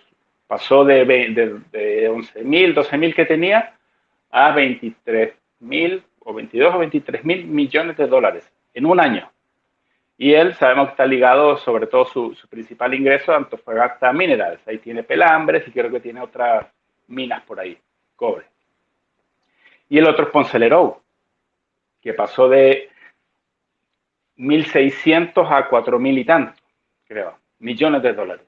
Y Ponce Lerou tiene el monopolio prácticamente del litio del mundo. Además que sabemos la historia de Ponce Lerou, yerno del tirano, que se apropió de le regaló esta empresa Sokimich, que vendría a ser como la Codelco del litio, se la apropió, ¿no? Entonces, y es el tipo más poderoso, yo diría que es más poderoso que Luxic, más influyente, no sé, pero digamos, sabemos cómo ha financiado a todo el espectro político del partido del orden neoliberal, desde la Concertación, Partido Socialista incluido, hacia la derecha. Entonces, esos son los que más ganaron. Y a nivel mundial, el que más ganó, para que vean ustedes, a nivel mundial, el súper rico que más ganó fue, no me sé el nombre, tiene un nombre extraño, pero es el dueño de Tesla, de la tecnología Tesla o autos Tesla, que son autos eléctricos, solares y litio y no sé qué, o sea, con energías alternativas. Ese tipo saltó del número 32, creo, 30 y algo, saltó al número entre los top 10 de los más ricos del mundo. Fue el que más tuvo ganancias. Ese tipo estuvo además en el golpe de Estado a Bolivia, a Evo, el año antepasado, 2019. Ya se sabe, hay pruebas, digamos, de cómo estuvo. ¿Por qué? Porque le hacía competencia. Bolivia quería justamente crear, estaba en eso ya y estaba bastante avanzado, junto con empresas alemanas que ellos tenían la tecnología y digamos que la materia prima, entre comillas, diciéndole, la tenía Bolivia. Y estaba produciendo, el objetivo era industrializar y crear autos eléctricos en Bolivia. Y Tesla no le gustó para nada. Y fue parte importante de lo que tuvo que ver con el golpe de Estado. Aquí quiero ir con eso, es eso. Nosotros, Chile, tiene justamente esas dos grandes minerales estratégicos. No lo llamaría esenciales, porque esenciales no son esenciales para la vida, ¿no? Como el agua, los mares, los bosques, la tierra, en fin. Pero sí son esenciales para la transformación de un modelo económico, para tener más recursos para poder saldar la deuda social que tenemos. Entonces creo que por eso por ahí van nuestras propuestas, nuestras dos grandes propuestas, digamos, a nivel constitucional son esas: la recuperación, renacionalización de estos recursos, no solo cobre y litio, hablamos de mares también, porque el mar, por ejemplo, bien administrados, los mares, podrían saldar podrían aportar muchísimo a lo que es la soberanía alimentaria, y a través de la pesca artesanal, ni siquiera la pesca industrial, ni siquiera la pesca de arrastre, que es la que tenemos ahora, que está arrasando. La pesca artesanal abastece mucho más a nivel poblacional territorial o de los países, del propio país, que la pesca industrial y de arrastre, que además acaba con esos ecosistemas. Entonces, y obviamente la tierra, ojalá se discutiera un poco más adelante la propiedad de la tierra. Para lograr no podemos hablar de soberanía alimentaria ni de alimentación saludable, sino hablamos de la propiedad de la tierra, que es incluso la médula de todo. Pero bueno, hablando de eso, y la otra es, el otro eje principal que queremos es la democracia directa vinculante, y que ahí tiene que ver con lo que la pregunta anterior, ¿no? De cómo nosotros decidimos, qué proponemos para decidir. Y creemos que sí, en la Constitución, ojalá, digamos, tuviéramos la capacidad, si fuese una asamblea constituyente, o si la presión popular logra, que es lo que uno apuesta más bien, la movilización, la presión popular, a que logre que las decisiones fundamentales sean realmente decisión de todos, ¿no? De decisiones, el mecanismo es tal vez la democracia directa, que es la plebiscitada, los plebiscitos o consultas vinculantes, tanto a nivel territorial, comunal, municipal o nacional. Ejemplos tenemos, está Suiza, que no es un país comunista, ni socialista, ni nada, además son, en fin, serán neutros entre comillas, pero igual tienen todos los bancos del secreto bancario de todos los corruptos del mundo. Pero más allá de eso, Suiza tiene ese mecanismo de democracia directa donde, por ejemplo, se aplica, se le consulta a todo el país, cualquier tratado internacional se le consulta al país en plebiscito. O sea, por ley, si tú vas a firmar un tratado de libre comercio, un TPP, un tratado de libre comercio con Europa, la Unión Europea, con Estados Unidos, así sea con el país vecino, tiene que ser consultado por ley. Además, tú puedes poner en esa, no lo pongo como ejemplo, pero pongo el ejemplo de en qué consiste la democracia directa o democracia participativa, pero vinculante. Todos hablan ahora sí de mayor participación, pero no dicen cómo. Hasta la ERN, lo escuchó a Monkenberg hablar de, no, sí, la participación, pero ¿cómo? Vinculante, tiene que ser vinculante, consultas vinculantes. Y es eso, es decir, ya bueno, las decisiones, queremos renacionalizar el cobre, el litio, bueno, consulta nacional. De hecho, se hizo una encuesta de la CEP, el año 2015 creo que fue, 80% de la población quería renacionalizar el cobre, por ejemplo. Si vamos a firmar el TPP, tiene que ser consultado. ¿Ya? A nivel comunal, y ahí iba a lo que quería leer, la constitución que quería llevar Allende, que también le iba a llevar a plebiscito junto a el seguimiento de su mandato, el año 73, ustedes saben que él iba porque vio la crisis que estaba, el golpe inminente, entonces quería llevarla en la continuidad, se hizo un autorreferéndum revocatorio casi, sin que estuviera. Pero él dijo, bueno, continúe mandato, pero además queremos llevar esta propuesta de reforma constitucional. Y en la parte territorial, lo que es la comuna, dice, ya termino con esto, sí. Ya, la corporación municipal tiene, ahí donde está esa parte, que los cabildos municipales, se me perdió, el cabildo municipal constituido por todas las organizaciones comunitarias tienen la capacidad, pues no está acá, pero bueno, tienen que aprobar el plan de desarrollo comunal. Aprueban, no es que influye nada, ellos son los que dan el visto bueno, juntas vecinales, estamos hablando, cabildos vecinales, ahora que hay tantas cabildos, asambleas territoriales y todo, son las que organizadas aprueban o no el plan de desarrollo comunal y tienen la función, nada más por ahí, es que no, para no leer textualmente, de fiscalizar la administración territorial de la comuna a ese nivel. Entonces la democratización, la democracia directa, participativa, vinculante a todo nivel, nos convierte nuevamente en un sujeto político y es la distribución justamente del poder de una élite a democratizarla toda. Entonces, eso yo creo que es clave. Esa mezcla de esas dos claves, de la democracia a ese nivel, más la recuperación de nuestros recursos, puede ser clave para todo. Eso es todo. Sí, disculpa. Lo que pasa es que a modo que sea un poco más dinámico, tenemos que acotar un poquito de las intervenciones, porque si no se hace muy para el resto que está... Suelo encadenarme, suelo hablar mucho y decir poco, a lo cantinflesco. Sí. Escucho, esperá porque estaba Oscar primero, me había pedido la mano. Yo había puesto acá en el chat el orden de las personas que quieren intervenir.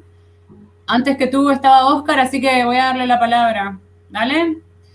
Bueno, hola, mi nombre es Oscar Espinosa, sí. Médico. Participé 45 años en servicio público, pero quisiera decirle a Pablo que pudiéramos ser más breves, porque si no, lamentablemente, su discurso comienza a perderse porque al final no participa el grupo. Yo quisiera decir que en verdad nosotros hemos sido muy críticos con el modelo neoliberal y culpamos todas las cosas al modelo neoliberal. Y creo que tenemos razón. Pero ellos no son culpables del sistema. Ellos han dicho desde el año 1938 cuál es su modelo. Ellos lo han dicho claramente. Se instauró en Chile a la fuerza con la dictadura de Pinochet. Y nadie, obviamente, en ese minuto pudo pararlo. Pero después hubieron 40 años de gobiernos políticos de izquierda que permitieron la persistencia de este modelo. Hubieron 2 gobiernos que tuvieron mayoría política para hacer cambios y no lo hicieron nada. Entonces sucede que, como dice bien el doctor Villena, sucede que gracias a la explosión social y, como dice Leticia, de ese autohipnotismo en que caímos todos nosotros, sin embargo, despertamos con esa movilización social y obligamos a la élite política a movilizarse en función de algo. ¿Cuál es la Asamblea Constituyente? ¿Cuál es crear constituyente? Para discutir una nueva constitución. Pero sucede que inmediatamente los mismos partidos políticos se adueñaron de esta situación. Y hoy día yo he escuchado a gente experta que el 40% de los escaños de la Asamblea Constituyente van a estar en manos de la derecha política y económica. Y cuando nosotros estemos hablando de la salud y todo lo que hemos conversado y escuchado hoy día, van a caer en un punto neutro y van a tener que volver de nuevo a ser discutidos en los congresos que están hoy día constituidos. De tal manera que a mí hoy día, yo que junto con Villena hemos vivido desde el comienzo de la Unidad Popular hasta ahora, todos estos movimientos, veo con un poco de pena cómo esta situación se va a quedar empantanada y vamos a tener que esperar 3 años más para nuevo despertar, como dice Leticia, para que volver a darnos cuenta de que todo lo que hemos hecho, lamentablemente con el respeto de todos los presentes, vale cero, porque la derecha no va a permitir los cambios y por lo tanto vamos a llegar en 3 años más a volver a discutir este tema y quizás la explosión social ya no sea 2.0, va a ser 3.0. Y yo veo con mucha pena que lamentablemente la izquierda clasista de cualquier grupo político, del Partido Comunista, Frente Amplio, todos, hoy día han desintegrado la izquierda y hoy día tenemos solamente la posibilidad de un 60% de representación. Entonces lo más probable es que no logremos lograr todos esos anhelos que tanto todos aquí queremos y con ansia lo vamos a construir. Creo que debemos hacer una autocrítica y tengo muchas dudas si esto realmente, yo he dudado mucho, sinceramente. Yo voy a ir a votar. Yo voy a ir a votar por un constituyente, porque es mi deber. Pero tengo tremendas dudas si en verdad vamos a lograr salir adelante con lo que estamos planteando. Sí, gracias, Oscar. Antes de darle la palabra a Leticia, conozco a Cucho y sé que quiere hablar, así que dale, Cucho. Cortito, dale para que...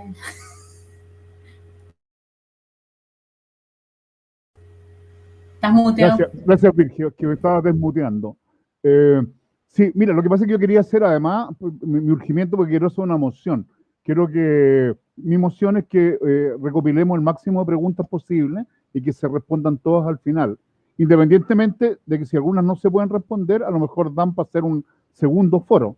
Yo creo que de repente es muy importante que pues, las preguntas hay mucho contenido de lo que los territorios pensemos. Esa es mi moción. Ahora, mi pregunta...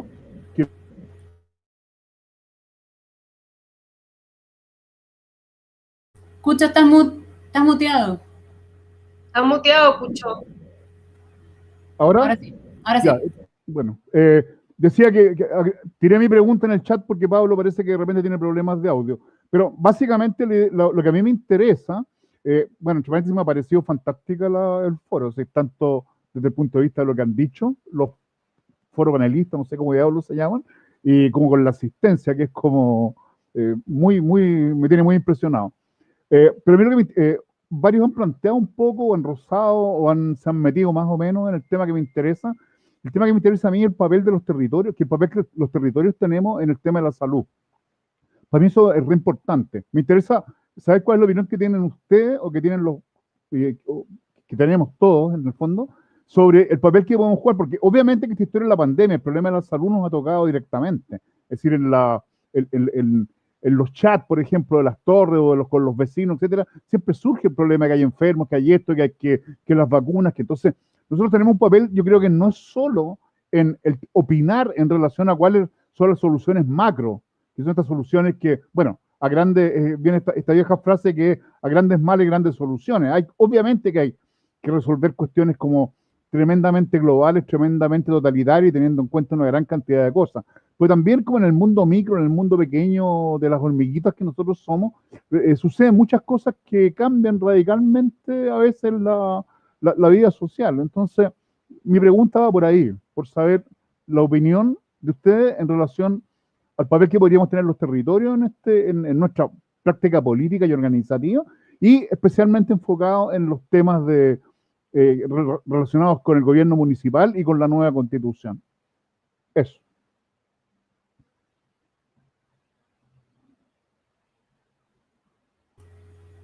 ¿Sí? Está muteada, Leticia. Gracias. ¿No hay más preguntas por ahora? Yo voy a ser breve. Por favor, denme 3 minutos y me avisan, porque si no es medio complicado. A ver, yo tengo más esperanza que Claudio, creo, Oscar, perdón, porque creo que nada va a ser igual que antes del estallido. No va a ser todo lo que soñamos, pero es primera vez que tengo esperanza también, digo. Porque lo que se dejó de hacer es un proyecto país, un proyecto país dialogante.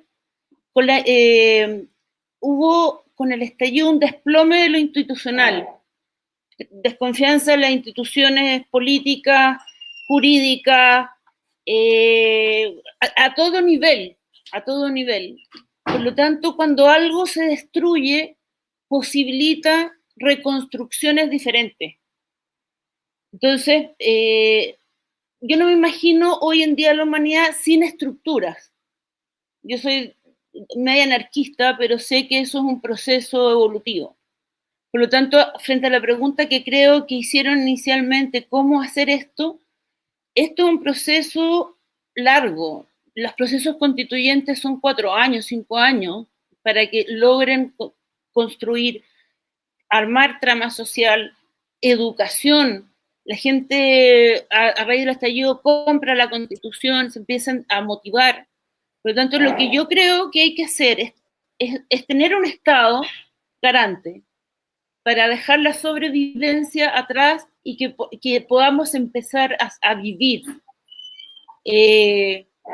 Por otro lado, creo que lo que hay que hacer es que en salud al menos y en otros, hay un proyecto país en salud con grandes directrices, con un sistema unitario, pero que los territorios tengan algo que decir frente a esa, que sea más plástico, no tan rígido, cosa que los territorios, con todas las diferencias culturales, de pueblos originarios, puedan opinar y puedan influir a nivel territorial.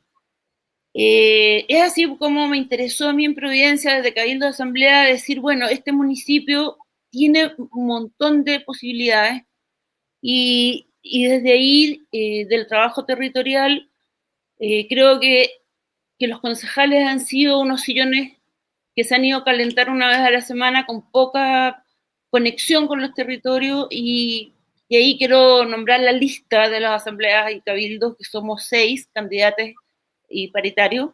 Queremos entablar ese diálogo. Entonces, yo creo que con eso respondo la pregunta inicial, pero es un proceso, y un proceso que no podemos desligarnos nosotros, ni nosotras. Virginia. ¿Aló? ¿Me escuchan o no? Parece que estoy muteado. ¿No? Hola. Sí, escuchamos. voy a responder o tratar de responder en lo posible al Cucho, haciendo un alcance. Qué bueno ver en la pantalla a mi amigo el Coco Espinosa, expresidente del Centro de Alumnos de la Escuela de Medicina de Concepción cuando estudiábamos por allá por la década del 70. Así que un saludo para Oscar. Respondiéndole a Cucho, mira, las leyes que actualmente rigen el sistema de atención público de salud, tanto en el nivel primario como en el nivel secundario y terciario, contemplan los consejos de participación ciudadana. Los contemplan. Están en la ley, pero no han sido operativos. Y no han sido operativos, ¿por qué razón? Una, por la manera de ejercer el poder por parte de las autoridades hasta ahora vigentes. Hacen como que participes para que cumplas indicadores a final de año. Hacen como que participes para la foto y para la cuenta pública, pero lo que pudiera salir de ahí en realidad no es considerado en absoluto. Y está vinculado fundamentalmente a los aspectos curativos de la salud. A nivel municipal es más o menos lo mismo. También existe un consejo local o municipal participativo, pero en el fondo en realidad ha sido muy poco efectivo. Yo estuve participando durante 2 años en el gobierno comunal de la Josefa Errázuriz en la Comisión de Salud del Providencia Participa.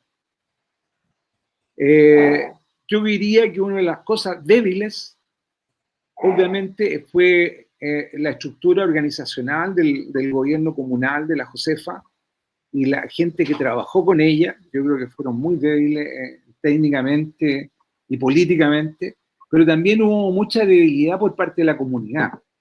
La comunidad está poco organizada y mal organizada.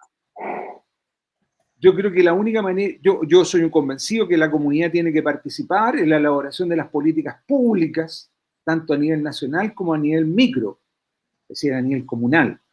Pero para que eso sea efectivo, tiene que haber una real organización. Tiene que estar el pueblo, el territorio realmente organizado. Si no hay una buena organización y esta organización no tiene una participación entre ellas, en realidad el efecto de esa participación es muy pobre y es muy débil. Por lo tanto, yo creo que el gran desafío que tenemos nosotros como parte de los territorios es organizarnos y participar de las organizaciones. Ese es el gran desafío. Solo organizados y pudiendo elaborar un proyecto local, seremos capaces de presionar a la autoridad. De lo contrario, ellos van a seguir haciendo lo que quieren. Así es, coincido bastante con lo que decía David. Ana María, disculpa, antes de que te dé la palabra a ti, la Coté había pedido antes la palabra, así que la voy a dejar, pero después sigues tú al ladito, ¿vale? Dale, Coté. Vale, gracias. Hola, muchas gracias por todo. Está increíble este foro, esta conversación. Un lujo. Yo veo que la salud es una condición para la vida, como el agua, como los alimentos, son condiciones esenciales para la vida. Cuando uno habla de un derecho es como que siento que uno está peleando algo. Hablamos del derecho a la salud, hablamos del derecho al agua, mientras más sofisticadas las sociedades, hablamos de cosas como derecho al trabajo y otro tipo. En ese tipo de conversaciones me causa mucha confusión qué es aquello que se define como bienestar y qué es aquello que se define como materias de salud. El alimento, una canasta familiar saludable que realmente alimente un derecho a acceso a la salud mental. ¿En qué minutos se va separando lo que es bienestar y lo que es salud? Y eso lo estoy llevando como materia constituyente. El deporte, por ejemplo, la planificación familiar. ¿Cómo ven ustedes esa delimitación entre qué es lo que podría ser bienestar y qué es algo de materia de salud como condición básica para la vida, no digna siquiera, sino que para la vida. Esa es mi pregunta.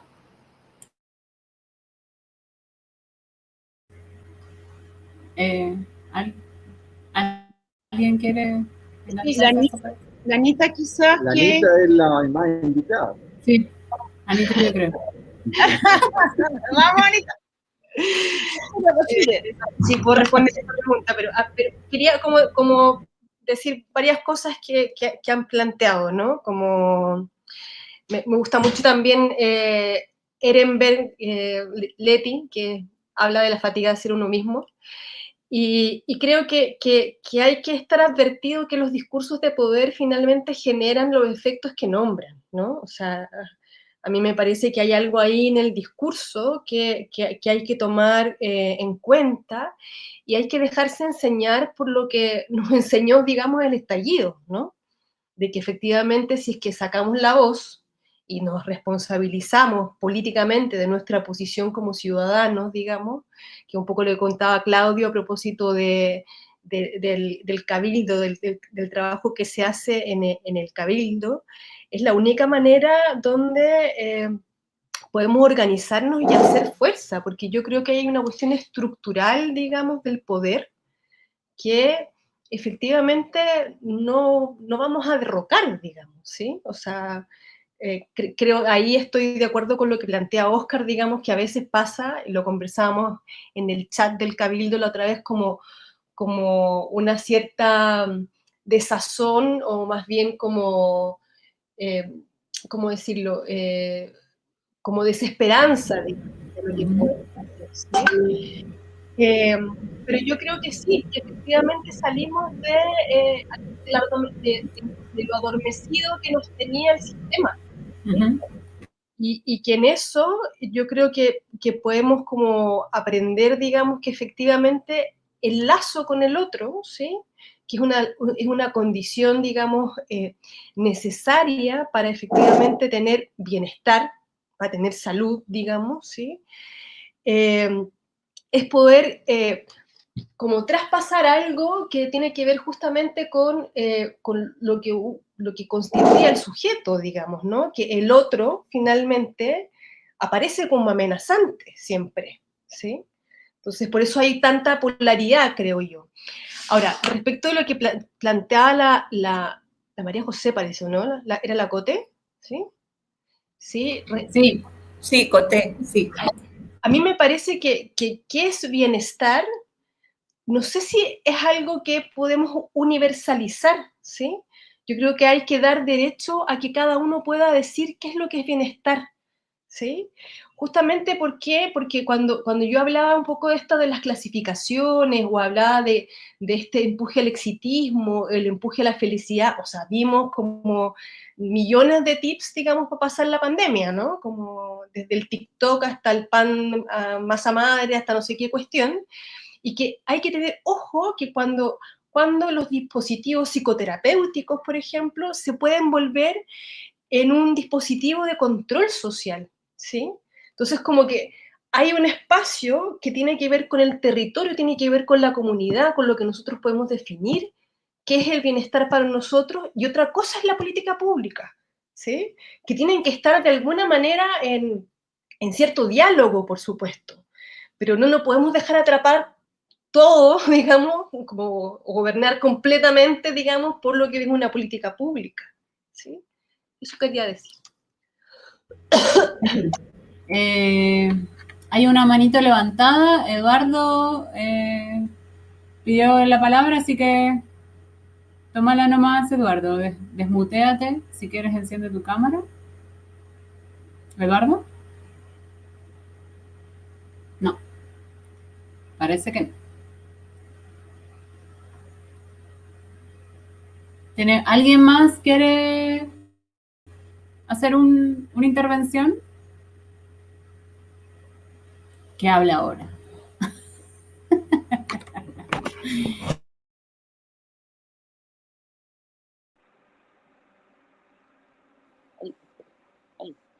Aló, quería hacer un comentario a raíz del litio y el cobre que está fundamentalmente en los países del sur de la América Latina, pero en relación a la salud.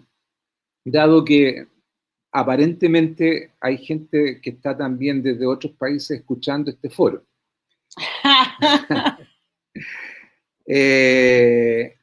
Otro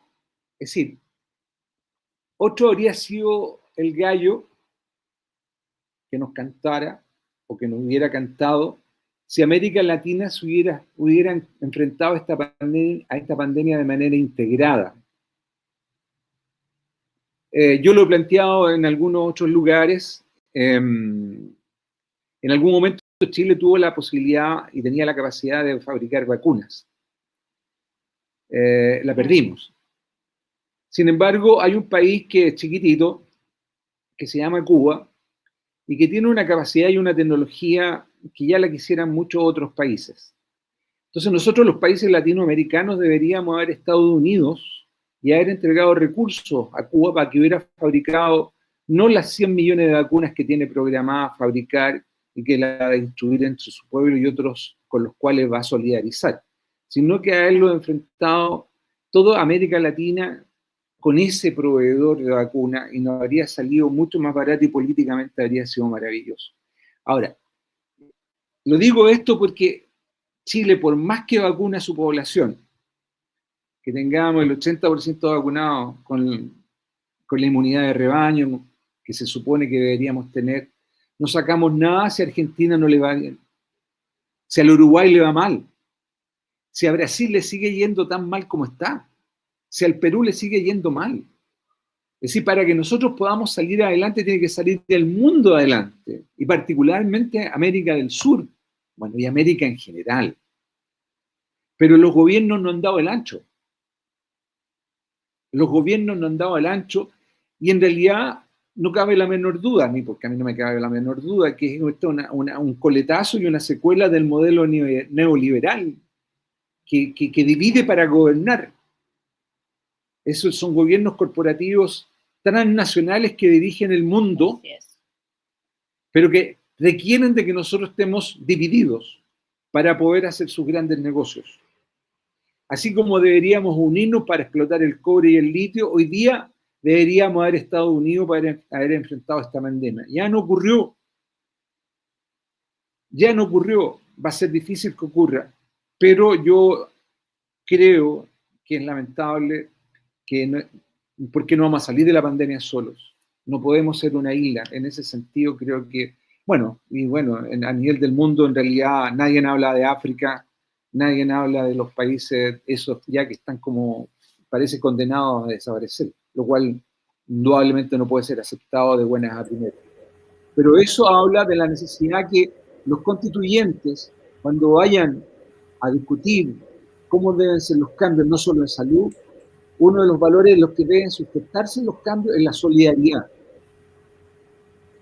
No es posible construir un mundo mejor, no es posible tener el bienestar personal, no es posible tener salud si no hay solidaridad entre nosotros. Sí, así es. Bueno, ¿les parece que vayamos un poco cerrando? Sí, Pablo. Y así hacemos intervenciones ahora un poco más cortas de nuestros... Trataré de ser cortito, rápido. No, qué bueno que sacó a Cuba. O sea, Cuba, mira, dos cosas. Uno, primero, aparte de la capacidad tecnológica y de conocimiento que tiene, porque realmente ahorita superó al turismo el ingreso de Cuba a lo que es la sociedad de conocimiento, o sea, su exportación en términos farmacéuticos y de otras cosas. O sea, es un país que ha invertido en educación desde la infancia hasta todos los niveles grandemente y está rindiendo frutos. Es el único país del tercer mundo que tiene vacunas. El único país del mundo que tiene su propia vacuna. Y eso es tecnología, eso es conocimiento, eso es avance científico. Y Cuba es conocida porque tiene no solo la vacuna, sacó también una vacuna ahora para el COVID, sino que tiene un montón de vacunas, tiene su propia industria farmacéutica, en fin. Pero además de eso, tuvimos la política de atención de salud. que es lo básico, la prevención. O sea, Cuba tiene el índice de mortalidad por COVID, uno de los más bajos de América Latina, en comparación con Chile es brutal la diferencia, y es porque simplemente utilizó la prevención, no se dedicó como Chile, Mañalich, neoliberalismo, capitalismo, a comprar ventiladores y tal, sino que una política de prevención, que la gente no llegue a los ventiladores, no se enferme, y para eso ni siquiera cerró, ni siquiera aisló, cuarentena. O sea, sí se hizo, pero de forma mucho menos estricta que otros países. Y fue que desde el caso 1, desde el caso 0 o caso 1, los aisló. Usted está contagiado, lo detectamos el caso 1, bueno, para acá. 14, obligado. O sea, en el buen sentido obligado, pero con una población que es consciente, además, porque está altamente educada y es consciente. Y entonces la aíslan. Y el caso 2, 3, 4, 5, todos los aíslan. Se aislaron y se aíslan 15 días, no es que van a estar presos o van a estar en una, no sé, es eso. Y eso Venezuela, por ejemplo, yo también vine a Venezuela y con todos los problemas económicos y la desorganización que hay en comparación a Cuba, digo, un sistema de salud mucho menor que el de Cuba e incluso el de Chile, en muchos aspectos, en términos de camas, médicos por habitante, pero también aplicó la misma política de aislar desde el caso 1, aislar, tan. Y eso ha tenido el resultado de que, y Corea del Sur también lo hizo sin cerrar, sin cuarentenar. Corea del Sur también hizo desde todos los casos obligatoriamente encerrados. O sea, aislados en sus 15 días, 20 días que dejan de contagiar. En cambio, en Chile los dejaron a la libre a todo mundo. En fin, o sea, es la política de prevención. De prevención aquí fue la política de negocio, comprar ventiladores, arrendar hospitales, y recién en el caso 30.000, 50.000, no me recuerdo recién, nació la idea de las residencias sanitarias, cuando ya era una cosa incontrolable. O sea, ahorita ya tú no puedes aislar a 5.000 casos diarios, 6.000 casos diarios, pero cuando tú aíslas desde el caso 0, sí. Y eso es lo que aplicó Cuba, lo que aplicó Venezuela, lo que aplicaron Corea del Sur, lo que otros países asiáticos también aplicaron. Y eso es prevención. Entonces eso quería destacarlo con Cuba, y además en relación a su capacidad científica, tecnológica de crear vacunas, medicamentos, en fin. Eso no, y aparte que una sociedad mucho más sana, índice de obesidad. Sabemos que ahora los que más mueren, aparte de que el año pasado murieron más los tercera edad, ¿no? Los viejitos. Ahora están muriendo supuestamente más, lo que dicen es gente joven pero obesa. En Cuba tú tenés una política de deporte, espacios libres, yo que vivía allá, estudié allá, lo ves, hay todo eso, y mucho menos índice de obesidad que lo que hay en Chile. Ya. Sí. Gracias. Leticia, yo quería despedirme, sí. Empezar a despedirme, dar las gracias a la oportunidad que tuvimos Cajamar de ofrecernos este espacio generosamente. Pero quería terminar por otro lado, Sí. que es por la cultura, cómo también la trama cultural se había perdido, cooptado en los privados, o una élite, y cómo surgió post-estallido tanta manifestación cultural, y eso es salud también. Estamos hablando de bien nutrir, de prevención y todo, y dónde dejamos la cultura. Yo creo que eso es otro gran punto de trama social, porque a través de la cultura, del arte, es educar también a la población, y no quería dejarlo fuera. Providencia tenemos un tremendo potencial, han aparecido grandes momentos en el proceso. Yo me acuerdo haber ido a Marchada Dignidad y unos cabros tocando en el balcón de un edificio, grupos musicales en la calle, y era una emoción. Entonces, ¿qué quiero decir? El ser humano es integral, no solo es lo que come, no solo es lo que habita, sino que es el amor a la belleza, a la estética, al arte, también eso nos mantiene sanos. Y eso quería terminar diciendo con algo más poético y menos árido. Me despido y les doy 1.000.000 de gracias a todas y todos por haber tenido la paciencia de estar acá.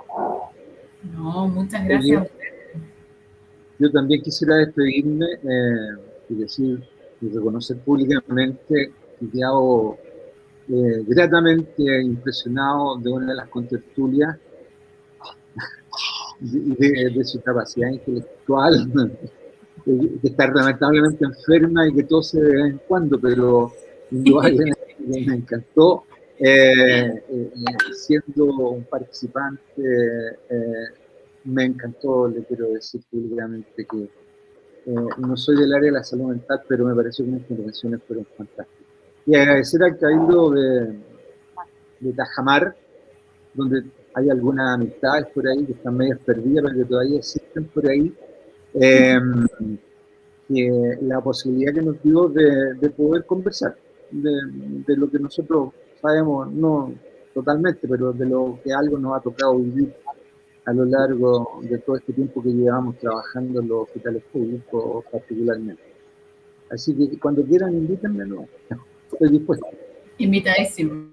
Muchas gracias. Yo también me quiero despedir, darle gracias a los panelistas, muchas gracias por la y agradecer también como, bueno, tal vez transmitir más que otra cosa, lo reconfortante que ha sido trabajar con el Cabildo y ser parte de él, y yo creo que es una vía posible, ¿sí? Así que muchas gracias a todos.